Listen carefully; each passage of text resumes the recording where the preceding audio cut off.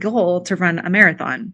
There's times when going through some things that are uncomfortable, emotional maturity work can be uncomfortable, and it's worth the outcome.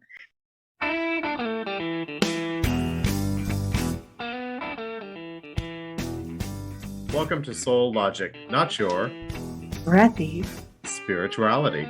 This is neither tie-dye, running through fairy fields, nor corporate performance metrics. It's about increasing your inner authority and personal freedom, moving you from the corporate mindset to a conscious mindset. We're your hosts, Cindy and Scott, and we're here to put the practical into awakening.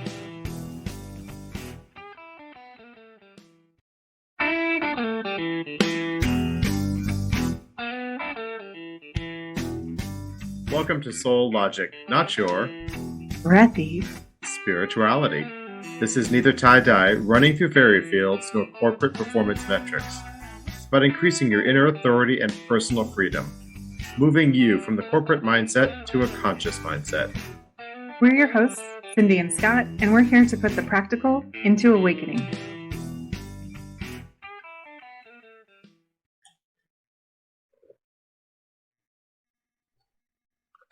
Welcome to this episode of Soul Logic. We have a hot topic here. We have the topic of emotional maturity.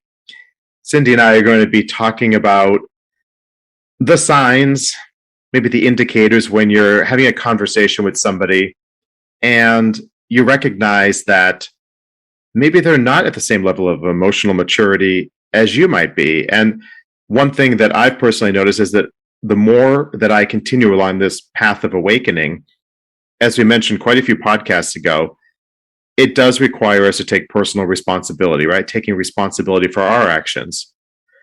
So we're going to talk about so many examples and signs, indicators, and also ways to deal with situations like this, which could actually be a little bit crazy making for you. Cindy, go ahead. Yeah, so this is definitely a charged topic, pun intended.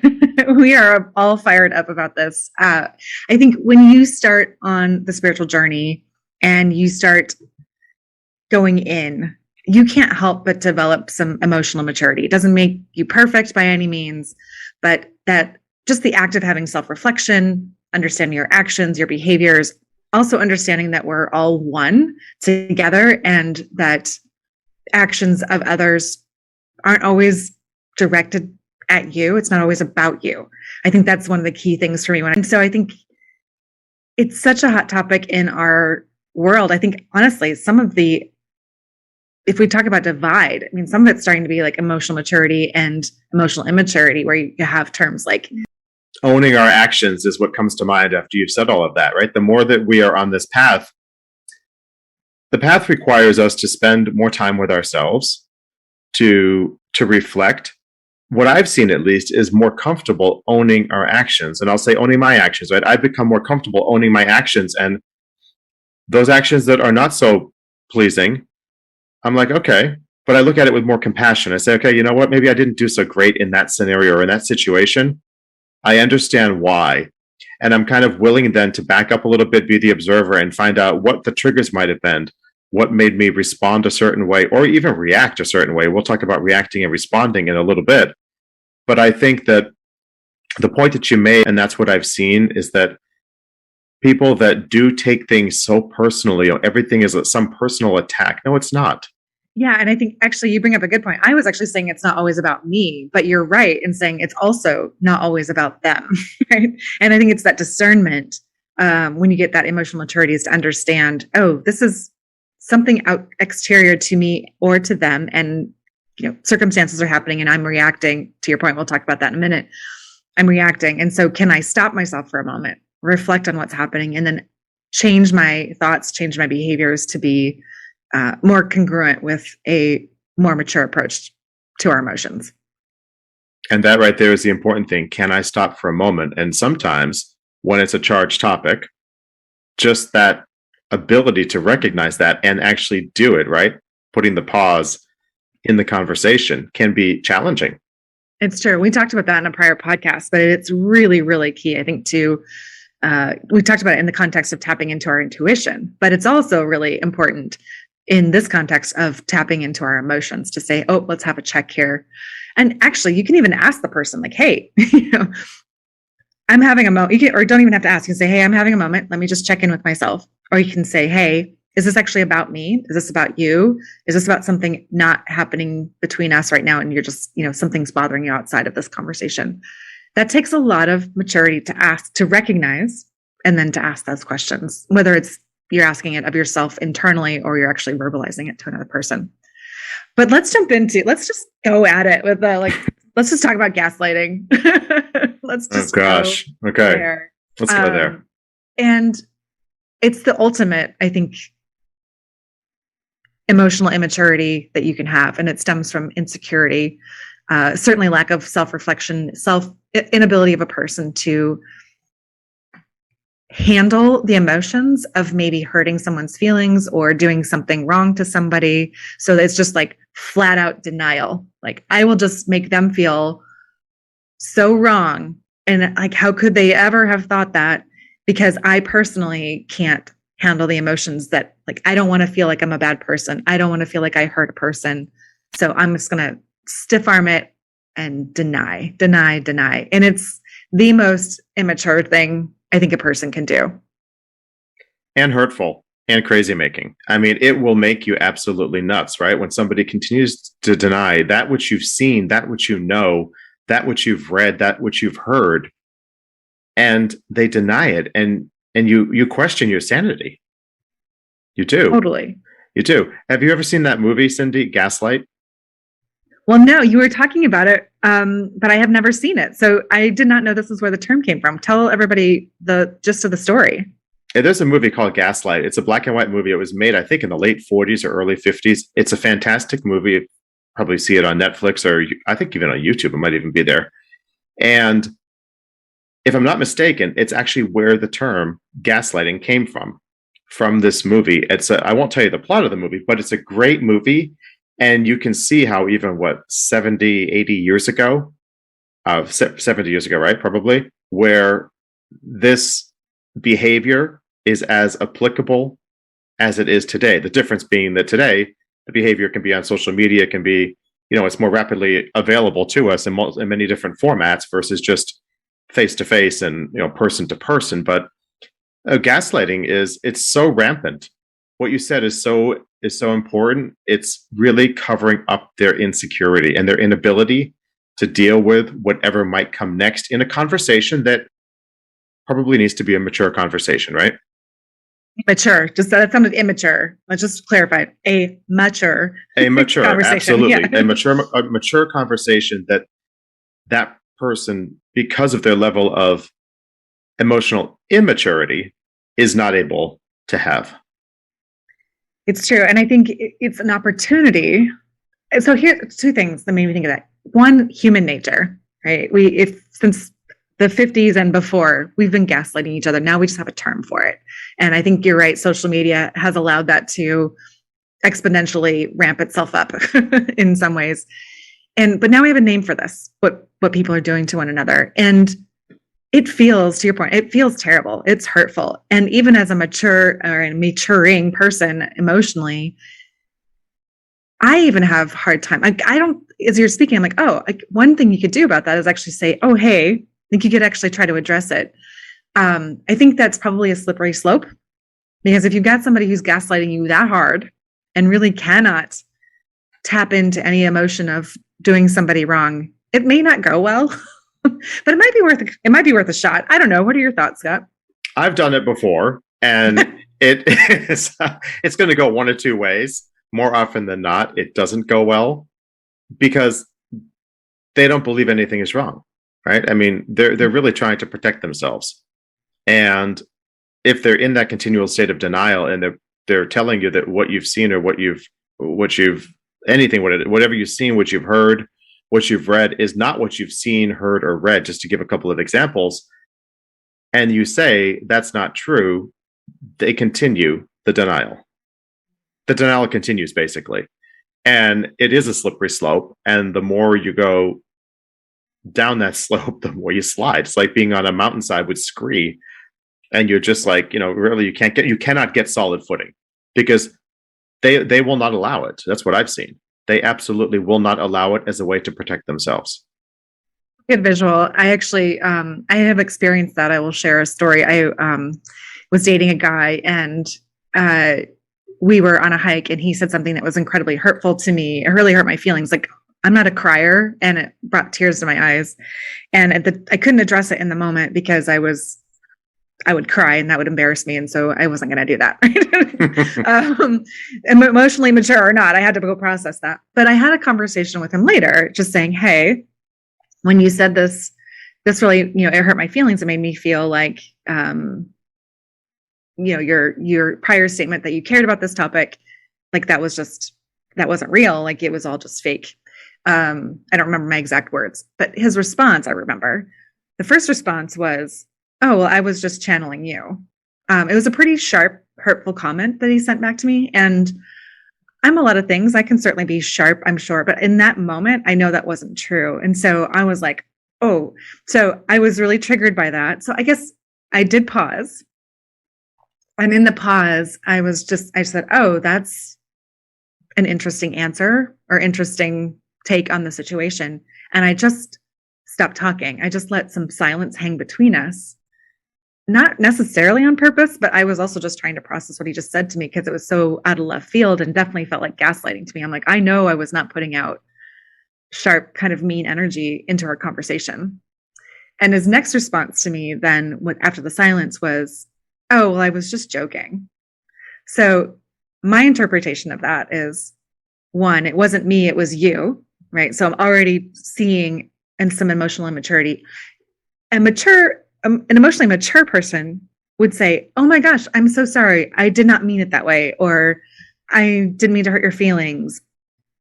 A person who's secure in that is going to be like, oh my gosh, I didn't mean it.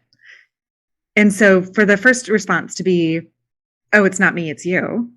I was just channeling your energy, which, I mean, we're talking about soul logic here and fairly out there kind of topics. This is not a man who ever spoken this language. So I don't even know where that came from. He was listening to you on this podcast. Maybe so. I think it was pre-podcast actually. But anyway, the second to say, oh, I was just joking. So like then just discounting my feelings of don't take it so seriously. I was just joking. Don't be such a wimp or whatnot.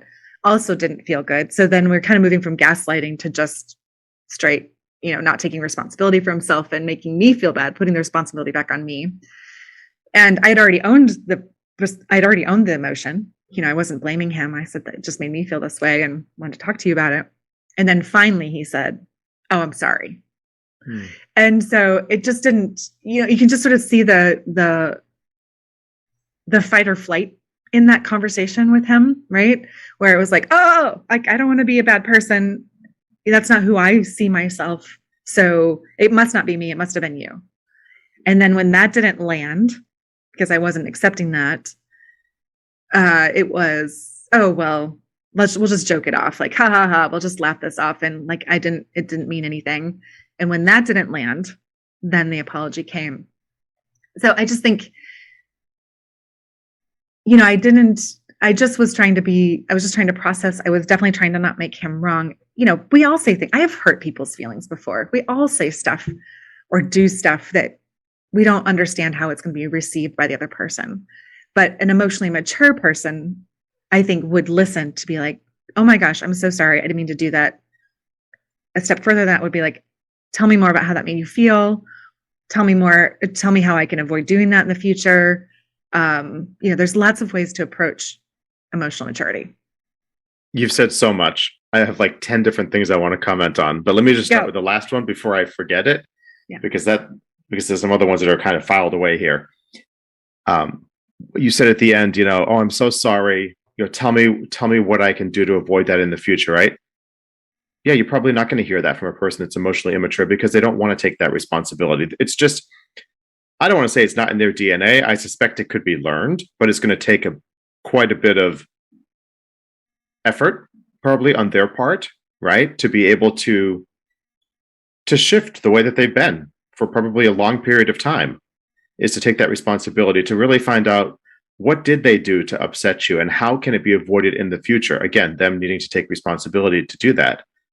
And the other piece is that part just makes me crazy, right? Oh, I'm just joking. No, you're not.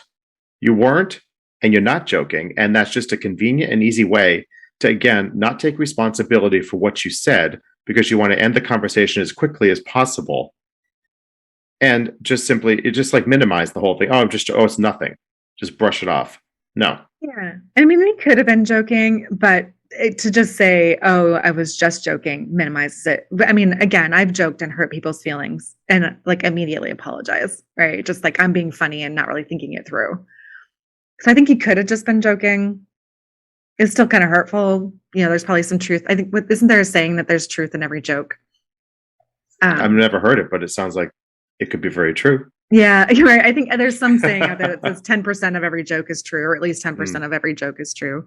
So carry on. I didn't mean to interrupt you there, but no, it was really just those two right there. You hear that a lot, right? Oh, it's just a joke. It's just a joke. Yeah, the person didn't realize that what they said was hurtful, but they don't want to go deep into it to understand what made it hurtful. Right. Did I say that correctly? I think so. Yeah. And I think, part of that is, again, I think as you do this work, you're more able to be with pain. Like emotional maturity, I think, is also some level of withstanding or being able to handle pain, even if it's just a moment. I'm not talking like bodily pain, although that's something, but some emotional pain. And it could just be like, oh, that hurt. Or it could be, I've just lost a major loved one. I mean, there's lots of levels of being in pain, and most people can't handle that. That is an excellent point.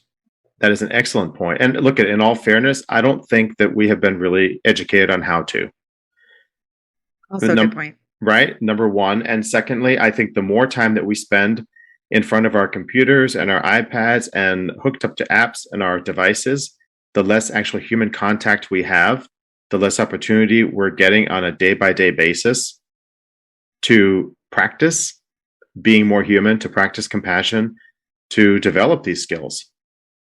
Well, that's a good point. I mean, I think too, like if you look at, I hate to harp on social media, but it's really easy to attack somebody on social media and not get the feedback of like, hey, that hurt my feelings, and not knowing you may have sent somebody spiraling down, or maybe you do, and that was your point, which that's a whole nother conversation, right? But it's very easy to just spit out your joke or your judgment and not realize the effect of somebody because it's remote from you. So I do think that human connection piece is getting further and further apart a little bit. So then you want it to be now we've gone through a pandemic and we all want to just have some good, happy times together. And when you come together and something happens that's hurtful, it's hard, right? We've all just gone through a bunch of stuff. Like you don't want to really drag that up again. We want to be happy. But if you have some maturity under there, it's like we're all human, like it's pandemic or otherwise, social media or otherwise.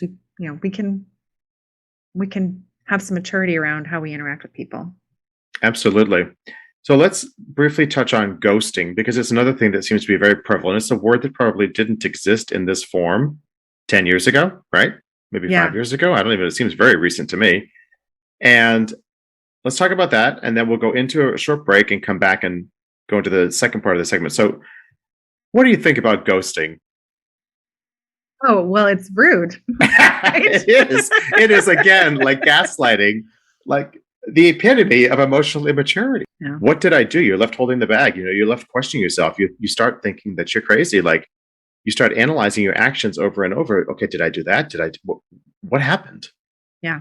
And again, it's most probably nothing at all that you did. It's what that person couldn't deal with. Mm-hmm. It's so true. I mean, I think it really, I don't know. I don't know the origin story of ghosting, but it probably comes from online dating. Don't you think? Is that where it comes from? Yeah.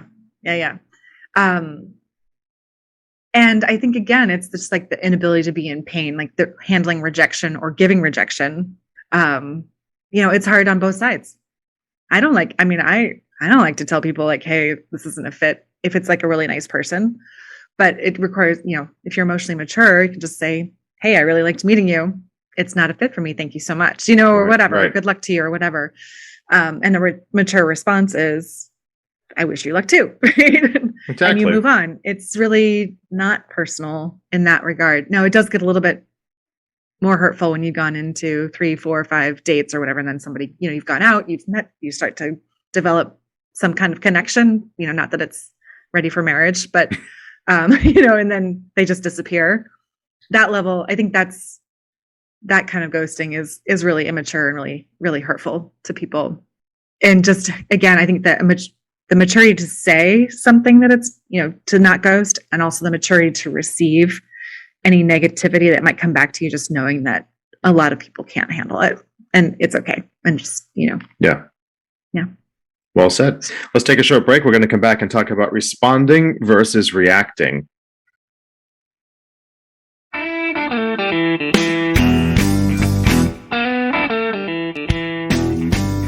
You're listening to Soul Logic, shifting you from a corporate mindset into a conscious mindset. Check out our course online at roadmaptoawakening.com, helping you bring the practical into awakening and make sense of what's happening on your journey.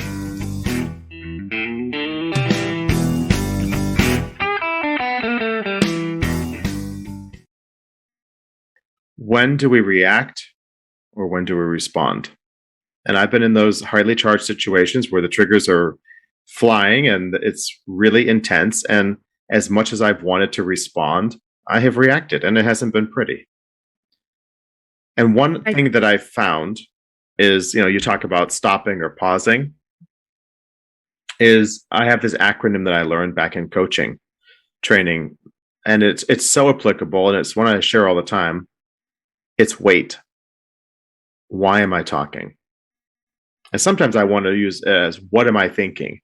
And just sometimes those 2 or 3 seconds, if you say it slowly to yourself, it's enough to break that charge, right? Like that rush of adrenaline, that surge that's coming up, and we're like, and just enough time just to break that so that we can regain our composure and bring ourselves more into a state of equilibrium instead of being so charged, which would then potentially allow us to respond and slip into a more emotionally mature way of communicating, speaking in I statements and really considering what is it in the conversation that affected us and speaking about it. And look, I don't do it right all the time. And the funny thing is when you start doing this and when you are more emotionally mature and you don't do it, I also know I feel crappy. Yes. Right? Yes. Oh my gosh. The self-flagellation when you've flown off the handle and you're like, oh, I'm supposed to be more evolved than this. Right? Yeah, I love wait. That's a new acronym to me. You mentioned it in a podcast before, and I love it. And I think it's so interesting because in the example I just gave earlier in the podcast about getting gaslit, I waited, but not intentionally, just because I was so taken aback by the answer. But take advantage of that too. Do you have tips? And I know you said this last time too, but I think it's worth repeating. Because when you are triggered, the first thing is you just see red, right? You're just like, I'm going to defend myself. Pointers to people, including myself, to remind yourself to wait. If it's something you're ready to react to immediately versus being somewhat taken aback. Okay, full disclosure, I don't always practice this as much as it might sound really good. But I think the first thing is I usually feel it in my body somewhere. I usually feel that hit or that impact somewhere in my body, usually in my heart or my gut. Mm-hmm. And so I probably, without planning to, I wait just a bit because I do want to pay attention to what am I feeling? What's surfacing there? So feel where whatever's happening in the conversation is landing in your body. I think that's the first thing. The second thing is it's not all about me. It's not all about them. There's something happening here that is impacting me or triggering me in that moment. And sometimes I fast forward to the end and I say to myself, if I continue down this slope that I'm on right now, I know it's not going to end good. And so sometimes, if I have the emotional maturity in that moment, depending on how charged it is, I'm able to regain composure. Yep. Other times, I love what you said earlier about just, I need a moment. You know, just give me a moment here. I need to process something. I think that is so powerful. And that is probably one of the easiest things to do. We're waiting at the same time that we're giving ourselves that space, that silence to process, to think, to feel. We're kind of pulling everything all together in that. And we're giving that person the same thing, which is also a really good opportunity. It's interesting. I was just, as you were speaking, I was thinking, whole process, but like feeling it in the body. I love that. And I was thinking, I feel it in the body if my feelings have been hurt. I don't think I pay as close attention if I've been angered. Right. Interesting. But as I was processing that, I was like, that's not actually true. I can think of two instances. One was a work scenario where we were on a Zoom call and it was getting a bit heated between the two, but it was me and two other people. And I could feel myself getting triggered. And I just, in it, I just said, could we pause for a moment? I said, this conversation is not going the way it's not going away a direction that I feel is productive, or that certainly I don't want it to go this way. Could you just give me a minute to just collect my thoughts and just let me just collect my thoughts? And they said, sure, whatever. So I just turned the camera off and just took some breaths. And then I just came back on and I said, okay, if you're willing, I'd love to just reset this conversation. And we were able to back off sort of an antagonistic trail or path that we were on in that conversation. So I guess that is one thing. And that felt really risky to me, but it worked. And they responded too. I think in my own reset, they were also able to reset. Because I didn't say, hey, I think you guys are unreasonable. Right? You weren't blaming. No, I just said, hey, I need a moment to collect my own thoughts. This is not going a direction I was hoping this would go.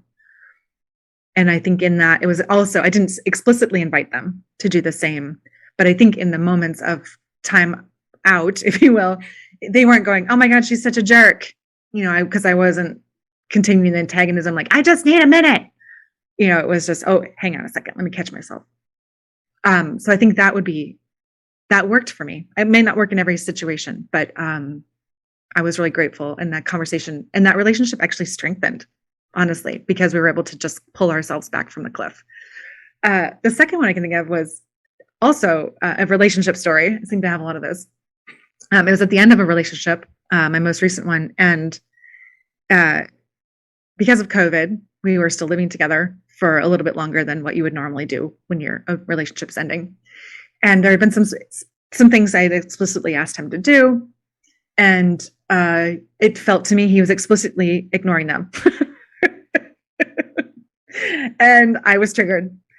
And I remember we were in my garage and I remember being like triggered beyond reasonable, really, right? I mean, there's emotions in this, but I'm like seeing red. But some piece in me was, even though we're breaking up, I still care about this person, this human being. And I do not want to, I could have just tried to emotionally destroy him, which is kind of what my impulse was. But I was like, I care about this person and I don't want to do that. So I just said, again, I need a minute. I'm pretty sure I went in the house and let out some kind of horrible yell, but it released that energy. It released that anger, that tension and whatnot. And I didn't do it at him. And it actually made me feel better. And then I was able to go back and have a reasonable conversation with him. So I was about to say, I think it's easier to pause when you have an emotional hurt versus an anger response. But maybe I'm processing out loud and saying maybe there's a way to do that too. I wish I knew how I actually caught myself in both of those scenarios, but I guess I don't, except that I didn't want the relationship to be hurt. Well, going back to the work one for a minute, it seems like, what you did also, you didn't blame. There was only you and two others on the call, but you made it very kind of, very general. This conversation is not going in a productive way. You didn't blame them. You didn't point them out, right? You just said this conversation is not going, it's not very productive right now. I need just a moment. Yep. Which was, I think very emotionally mature, because you took the higher road and you didn't even say it was about you or about them. It's just simply, generally speaking, it wasn't productive. True. Now, I mean, having said both of those, to your point earlier, I've certainly got lots of examples where I didn't handle it in this way. So I don't want to put myself forward as like I'm the most emotionally mature person, but I was just sort of processing how do you do the wait technique in different scenarios, which I really like. Yeah, it's usually easier for me when I want to jump in and start talking, and it's easier for me to remind myself to continue to listen. You know, this person, I may not necessarily like what they're saying, but don't talk. Why am I talking? Right? Just 2 seconds there, whatever it was. And just listen, just focus on the person. And that's an important piece, being able to respond. You know, the people that react, they don't listen. And look at, if we, no pun intended, if we pay attention to most conversations around us, the other person is often listening long enough to just either share their opinion or start talking about themselves. Well, I think I just read something not too long ago that people listen while they're listening, they're actually thinking of their response. Oh, versus just, I mean, that's active listening, right? When you're just hearing everything they have to say, pause, and then you respond versus, or you, I mean, everybody's been in those conversations. Where you're like, oh, that happened to me too, and I want to share my story, and you're thinking about your story before they even finish their story, and then you launch right in. Right. And it's not necessarily wrong, but if you're in a bit of a more tense situation where you're getting triggered, I think it's really important, to your point, to listen. Yes. And then you can go to, is this actually about me? Do you think they had a bad day? Or is this me? Oh, I actually recognize that behavior. This is me. Or I don't recognize this from them. I need to ask more questions to find out if this is about me or not, whatnot. A little curiosity, I think, is important. A little curiosity. And I like that about asking questions. And you mentioned that in the relationship podcast, I think it was, where you said, just ask. Mm-hmm. Just ask, because sometimes we make these assumptions that this is about me or this is somehow related to me. It may not be. No, I think that, yes, I agree. I love questions. And I think also it could go horribly wrong in some ways too. If you go back to the emotional, if it seems like you're not trying to take responsibility, right? Where it's like, oh, well, I'll go back to my lovely conversation about my feelings being hurt. One of the questions he asked me, and that is this one of your patterns? It's very rich. I will say, in the conversation, in a tense moment, did not go well. Right? No, that wouldn't go well. I was triggered. I can see that. I can see that definitely triggering you in that moment, right? For sure. Yeah. So the type of question you ask, where it's not like, is this a you problem, or is this really a me problem? I think the question you ask is super important too. I think it's good to ask the question. Yes. But just more of an inquiry, and not like making sure it's not blaming in any way. Right. To keep the temperature down. That is a good point. That's a good point. So as we start to wrap up here, maybe what I'll do is go through some of the signs of maybe lower emotional maturity, so we can pick up on that, right? Mm-hmm. And then we can talk about the actions, what we can do, so that we can be more aware, more emotionally mature as we progress through our human existence and all of our relationships with people. Yeah. So some of the signs that we talked about are a person becoming defensive, mm-hmm. a person refusing to listen or not listening very much at all. We've got the famous ghosting and gaslighting, which will make you crazy, right? The blame, the denial, refusing to take responsibility for anything that is related to that person, that conversation. And that includes apology. Yes. And then I think you also mentioned, tell me how I can avoid this in the future, type of thing. Yeah, learn from it, right? I mean, learn from it. If you're triggering somebody or they're triggering you, and you're in a relationship of any, regardless of sort of the degree, mm-hmm. Or maybe it's just indicating a pattern for you, like, oh, I always respond this way, and I didn't realize it was being received in this manner. But this is like the third person that said something to me, or second person that said, or one person, whatever. But just integrating that as well. Yeah, definitely. And then, what are your thoughts, Cindy, on ways to move forward with more awareness, more emotional security? Well, I think some of it's doing this work, right? Just really not being afraid of your shadow stuff. I mean, the shadow stuff is the stuff we don't like to necessarily say, oh, hey, I'm really insecure about this, right? But it may be your reality. Or, I respond to these things in this way. And shadow work is a great way to increase your maturity. It's sometimes hard to look at, to be like, oh, I don't actually behave in the way I want to behave all the time, or act the way I want to act, or say the things I want to say in these situations. And then, when you recognize that, then you can start to shift that way of being. You can start to have those bigger conversations. So I think in our world, we, again, back to that pain piece, we also don't want to experience our own pain or our own discomfort. But if you think about, we have a lot of discomfort in our lives. You want to be an athlete of some kind. You want to run a marathon, like you have to run miles. And that's not always pleasant, but it's a worthy goal to run a marathon. There's times when going through some things that are uncomfortable are worth the outcome. Emotional maturity work can be uncomfortable, and it's worth the outcome, because when you can be less triggered in your life and have better conversations, then you have that more peace. We're always going to peace and freedom. Like, you have more of that.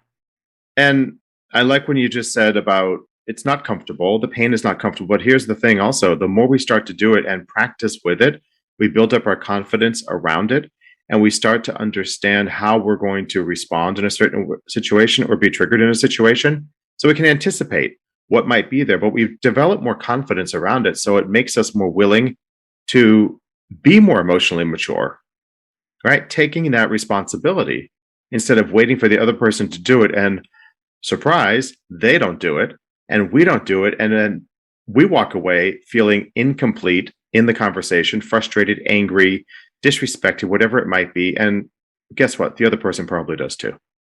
Yeah. I just call out practice. Yeah, let's just practice with this. And we do get better the more we do it. At Soul Logic, we're excited to explore all of these topics and spirituality that is not right. Exactly. We have our online course, Your Roadmap to Awakening. You can see it online at roadmaptoawakening.com. I'm Scott Masciarelli. I'm Cindy Jennings. We're so thrilled you joined us.